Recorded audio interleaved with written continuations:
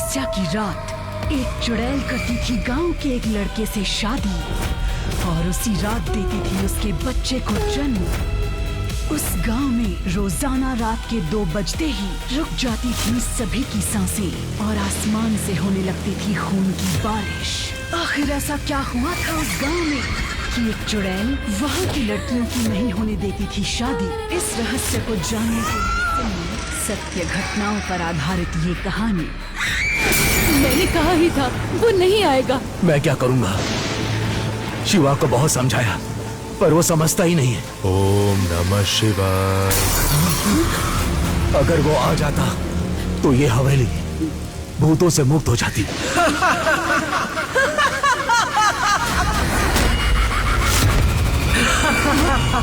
ये कभी नहीं होगा। अगर उसने इस हवेली में कदम भी रखा तो वो भी मारा जाएगा। क्यों पीछे पड़ी हो हमारे? वो गलती हमारे पूर्वजों की थी। आखिर कब तक हमें उसकी सजा देती रहोगी? हमने कुछ नहीं किया तुम्हारे साथ, फिर हमें क्यों सजा दे रही हो? ये सुनकर चुड़ैल इतनी जोर से चीखी कि यशवर्धन और औरत के कानों से खून बहने लगा। दरअसल यशवर्धन के पूर्वजों ने एक औरत के साथ इस हवेली में ऐसा काम किया था जिसे सुनकर किसी की भी रूह कांप जाएगी। उसके बाद से वो औरत चुड़ैल बनकर कई पीढ़ियों से इन लोगों को सता रही है। इसका बस एक ही समाधान है। अगर यशवर्धन का पोता शिवा हवेली में आ जाएगा तो हवेली श्राप मुक्त हो जाएगी। शिवा यहाँ कभी नहीं आएगा, लेकिन वो आज नहीं तो कल मंगलापुर गांव जरूर जाएगा।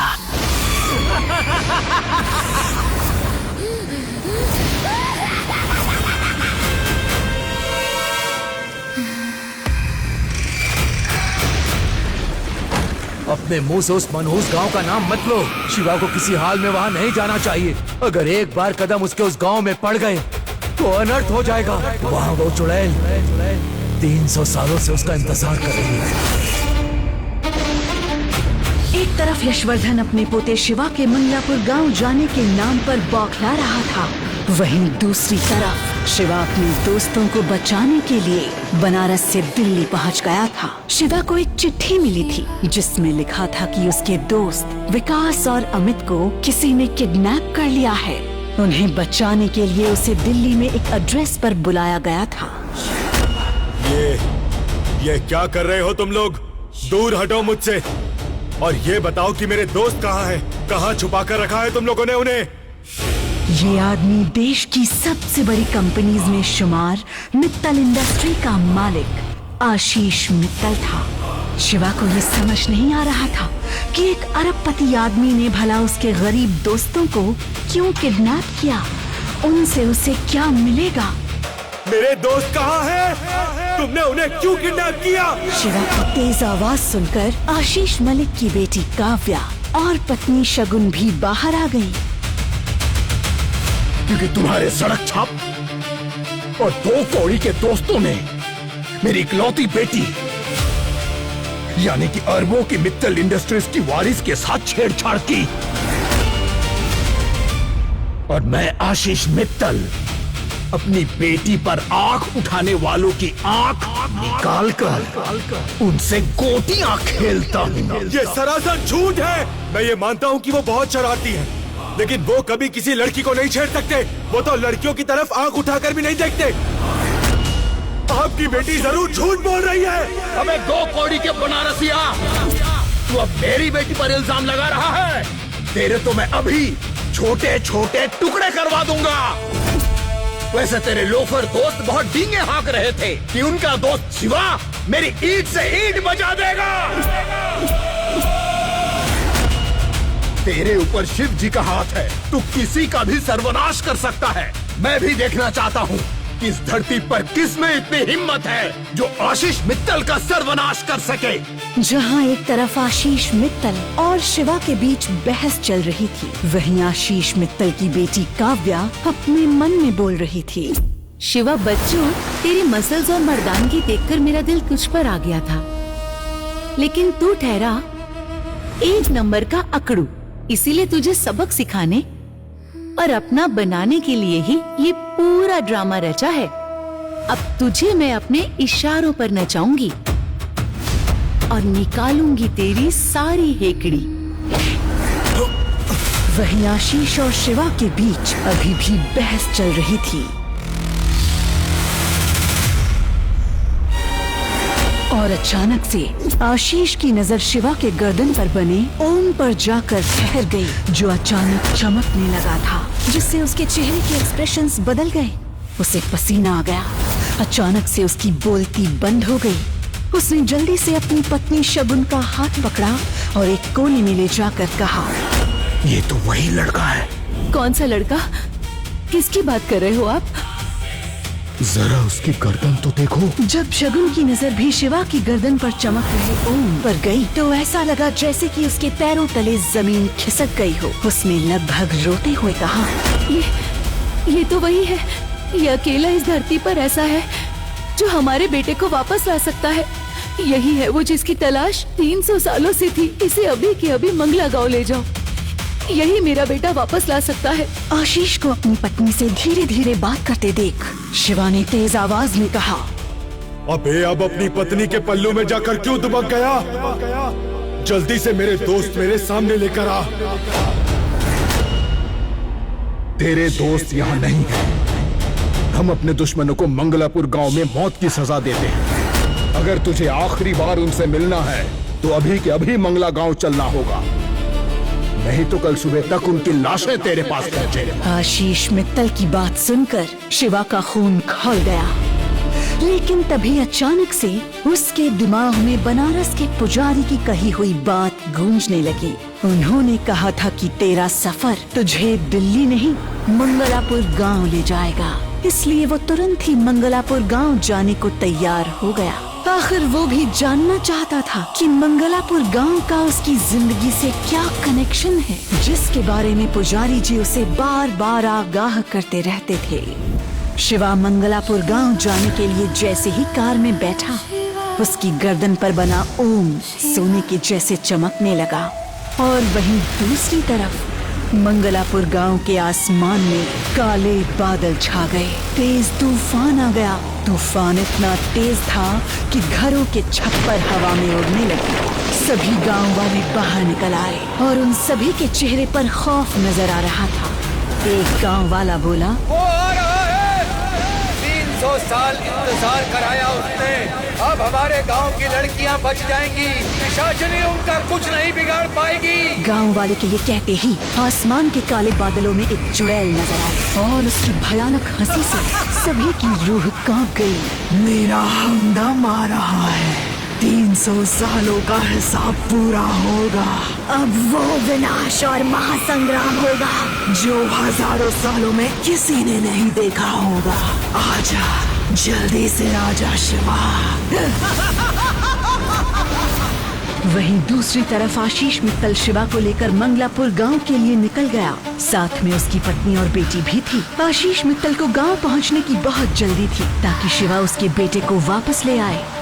कार में बैठे बैठे उसे वो दिन याद आ गया जिस दिन वो अपने बेटे की शादी गांव में करा रहा था। गांव का प्रधान प्रकाश गुस्से से बोला था, बंद करो ये शोर शराबा, नहीं तो वो अभी आकर दूल्हे को मंडप से उठाकर ले जाएगी और तुम सब भी मारे जाओगे। ये सुन आशीष मित्तल ने गुस्से से कहा, आप लोगों ने उस चुड़ैल की कहानी को अपने दिमाग में इस तरह बैठा लिया है कि आप लोगों को उसकी चीखें सुनाई देती हैं। अपने डर को भगाइए और असल जिंदगी में आइए तो कोई चीखें नहीं सुनाई देगी। इस पर प्रकाश कहता है, देखिए, आपको आगे जो भी करना है अपने शहर जाकर करिए। अभी आप जल्दी लड़की को लेकर निकलिए यहाँ से। आपके कारण पूरा गांव मुसीबत में आ सकता है। अब हम आपकी और कोई बात नहीं सुनेंगे। आप लोगों का लॉजिक भी गजब है। गांव में शादी हो सकती है पर सिर्फ गांव के बेटों की, बेटियों की नहीं। पंडित जी, आप तो पूरे विधि विधान से शादी करवाइए। मैं भी देखता हूँ आज कौन सी चुड़ैल आती है। ये सुन पंडित कहता है, देखिए जजमान, गांव वालों के अनुसार इस गांव पर एक खतरनाक चुड़ैल का साया है और वो इस गांव की किसी भी लड़की की शादी नहीं होने देगी। पंडित जी, अब आप शुरू मत हो जाइए। जितना कहा है उतना कीजिए और अपनी दक्षिणा लेकर चलते बनिए। ये सुन पंडित मंत्र शुरू कर देता है कि तभी अचानक गांव में तेज हवाएं शुरू हो जाती हैं, बिजली चली जाती है। सिर्फ मंडप में जल रही अग्नि कुंड में ही अग्नि की रोशनी थी, बाकी चारों तरफ अंधेरा था। दूल्हा लड़की का हाथ पकड़ उसे फेरे लेने के लिए कहता है, पर लड़की अपनी जगह से हिलती भी नहीं और ना ही कोई जवाब देती है। दूल्हे ने जब लड़की का हाथ पकड़ा तो उसे कुछ अजीब सा महसूस हुआ। उसने मोबाइल का टॉर्च ऑन कर अपने हाथ को देखा तो उसके हाथ पर खून लगा था। दूल्हा हैरानी से टॉर्च लड़की की तरफ करता है। दुल्हन का चेहरा घूंघट से ढका था। दूल्हा हैरानी से कहता है, अभी तो घूंघट नहीं था, तुमने अचानक अपना चेहरा क्यों ढक लिया और तुम्हारे हाथ से खून क्यों आ रहा है? ये सुन लड़की धीरे से दूल्हे की तरफ मुड़ती है। तुझे शादी करनी थी ना, चलो शादी करते हैं, अधूरे फेरे पूरे करते हैं। लड़की की भयानक आवाज सुन सब घबरा जाते हैं। लड़का दुल्हन का घूंघट उठाता है।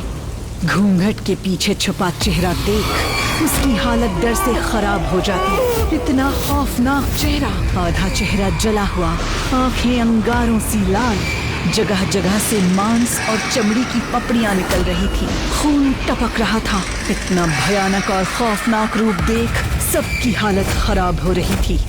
चुड़ैल ने दूल्हे का हाथ पकड़ा और उसे लेकर आसमान की तरफ उड़ गई। ये देख आशीष मित्तल गिड़गिड़ा कर बोला, मुझे माफ कर दो, मेरी जिद की वजह से यह शादी हो रही थी। मेरे बेटे को छोड़ दो, मेरे बेटे को छोड़ दो।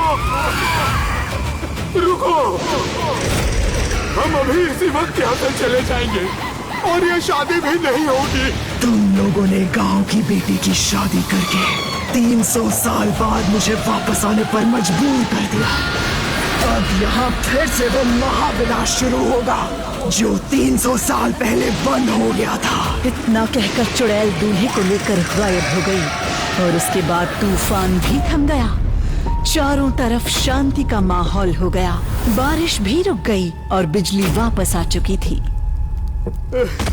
आशीष मित्तल गांव वालों की बात ना मानने की वजह से बहुत पछता रहा था। उसकी आंखों से आंसू नहीं रुक रहे थे। प्रकाश गुस्से में आशीष मित्तल से कहता है, देख लिया तुम्हारी जिद का नतीजा। अपना बेटा गंवाना पड़ा तुम्हें। तुम्हारी जिद के कारण अब इस गांव पर भी मुसीबत आ गई है। पूर्वजों ने कहा था उसके श्राप के खिलाफ मत जाना। जिस दिन उसके श्राप के खिलाफ जाकर इस गांव की बेटी की शादी की तो वो फिर से आजाद हो जाएगी और फिर से मौत का खेल शुरू हो जाएगा। पर तुम्हारी जिद ने उसे फिर से जगा दिया। अब मेरे बेटे का क्या होगा? कहाँ ले गई होगी वो उसे? कैसे मिलेगा मेरा बेटा अब? ये काम सिर्फ वही कर सकता है और वही इस गांव को बचा सकता है। कौन कौन कौन? किसकी बात कर रहे हो? मुझे बताओ उसका नाम। मैं उसे दुनिया के किसी भी कोने से ढूंढ कर ले आऊंगा। इतना आसान नहीं है उसे ढूंढ कर लाना। हम लोग कोशिश कर चुके हैं। जिसकी गर्दन पर ओम का निशान चमक रहा होगा और पीठ पर सुदर्शन चक्र बना होगा, सिर्फ वही है जो इस गांव को पिशाचिनी के साये से बचा सकता है। अपने बेटे के चुड़ैल का शिकार बनने का किस्सा सोचते सोचते आशीष मित्तल की कार मंगलापुर गांव के पास पहुंच गई। आशीष मित्तल की नजर शिवा की गर्दन पर बने ओम के निशान पर टिकी थी। वहीं शिवा के मन में ये चल रहा था कि वो जल्द से जल्द गांव पहुंचकर अपने दोनों दोस्तों को बचा ले। वहीं दूसरी तरफ दिल्ली की वीरान पड़ी हवेली में शिवा के दादा यशवर्धन की आंखों के सामने अंधेरा छा गया। वो घबरा कर बोले, नहीं, ऐसा नहीं हो सकता। मेरा शिवा उस मनहूस गांव में जा रहा है। मुझे उसे अभी रोकना होगा, नहीं तो अनर्थ हो जाएगा। 300 साल पुरानी कहानी फिर से शुरू हो जाएगी।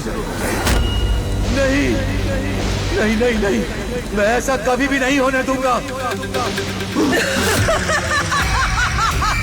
आखिर शिवा कौन है? पिशाचिनी 300 सालों से उसका इंतजार क्यों कर रही थी? शिवा की गर्दन पर बने ओम का क्या रहस्य है? क्या शिवा आशीष मित्तल के बेटे को चुड़ैल से आजाद करा पाएगा?